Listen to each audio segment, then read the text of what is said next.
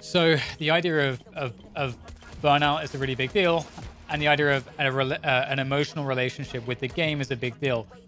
And it might sound a little bit weird to say an emotional relationship with the game. The game, like the game's not my girlfriend's. You know, that's kind of weird, bro. But what we're really talking about is that the game makes you feel happy or the game makes you feel sad. You know, what do you know, which mindset do you want to, like, which emotional state would you rather be in? Would you rather be happy or sad? I think it's a pretty obvious answer. Everything that happens in life generally tends to have some level of impact on us emotionally. We're rational creatures, but we're also emotional creatures. There's a duality there as well. That's important to remember. So if you're in a place where you're playing too much, what happens? You know, we talked about this earlier. You will start struggling maybe with your energy levels, maybe with your decision making. You'll be a little bit slower. Maybe you're with your aim. And if you haven't got this like perfect model, or like this perfect a model of playing the game, or protocols or methodologies and how you handle yourself and how you look at consistency and how you train and everything else, and that's not all cemented or even optimized, or if you've not even thought about it before, then you're obviously going to be in a really shit place, because if you're playing a lot, the more you play, the more tired you get, the less focus you have, the more unhappy you become, the less creative you become, the less your intuition system is going to be working in your favor, the less you're going to be in the zone, the more you're going to be aware about your bad performance, the more that problem will compound, the more aware you're going to be about that problem compounding. And then now, you know, you're hating the game, and now you're hating the game, and everything fucking sucks dick. And so you don't want to be there. You don't want to be in that position whatsoever. So,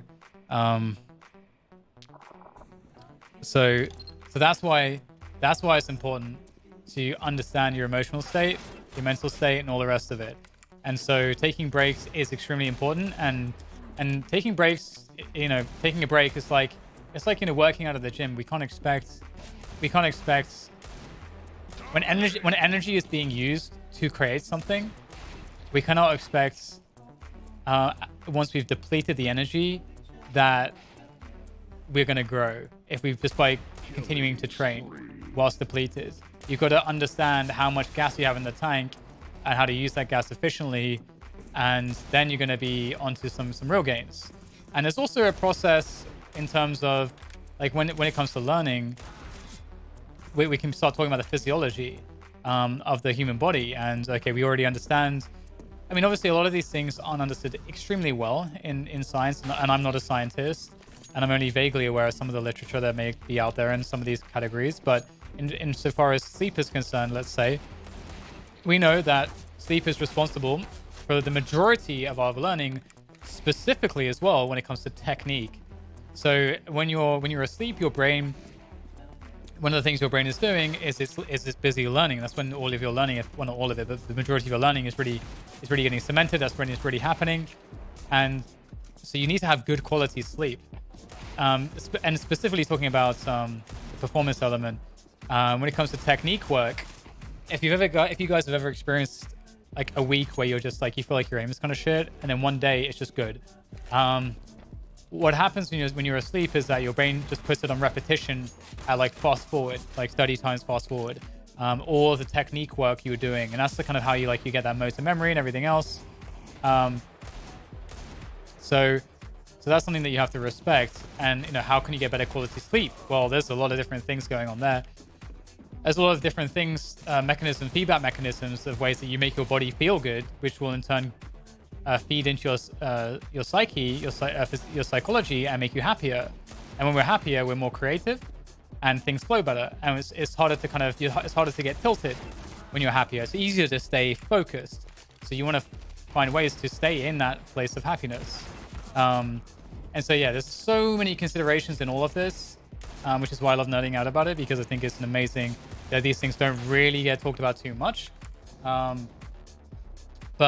this is one of the reasons also why, like, in sports, you know, these teams and players, they have the benefit of like elite coaching staff, and that elite coaching staff are people that have all this wisdom and insight, and they have the science. They got science, bitch. They got the science to back it all up, to make sure that they can give the best to their athletes. Obviously, if you're an athlete, you don't have time to be reading the studies. You know, you don't have time to really be necessarily concocting the most effective way to achieve things. You got to rely on your coaching staff to help you out with that, because, you know, it's really hard to know. And so that's also why the psychologists are very important, is because one of the irony of psychology and understanding ourselves is that sometimes we are the ones that are most oblivious to ourselves, and it's really hard to be honest with ourselves as well. And we have so many different defense mechanisms as well, which can like muddy the water in terms of letting us understand what's really going on in our brain, whereas someone who is trained as a trained professional understands how to categorize and characterize these various things that are happening to get us into a place where we can effectively kind of break through some those psychological barriers and get us in a place where we're training more effectively. And everyone's different in terms of their psychological leaks, and there's so many different limiting factors that can occur. Like one limiting factor I had was, and I still suffer from this a great deal, and it's part of the reason why in some respects I've achieved anything in some of the realms that I've worked in, is imposter syndrome. It's kind of an issue, has been an issue for me. It's a thing that makes me work really hard sometimes, but it also is a thing that makes me discount myself from feeling like I'm worth anything or good at what I do in any remote sense. So that can be like a really big issue for me, and that was an issue. It's a great issue for me when I was a player. I actually spoke to Jared about this on the podcast as well, and he talked about imposter syndrome a little bit, which I think is an important one, because I know a lot of people out there do experience this. Oh, good night, Mystic. Thanks for jumping in and asking the questions. You started this train of just podcasting effectively, so I appreciate that. I always like that stimulation on my stream. So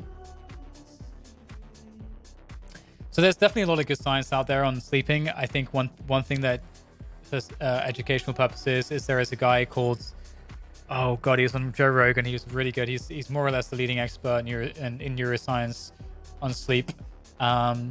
Something Walker, I want to say. Let's just type it in. Joe Rogan sleep scientist. Matthew Walker. There we go. It's close enough. This one. Listen to this one. Just absorb all this. Make notes if you need. It's a really good one.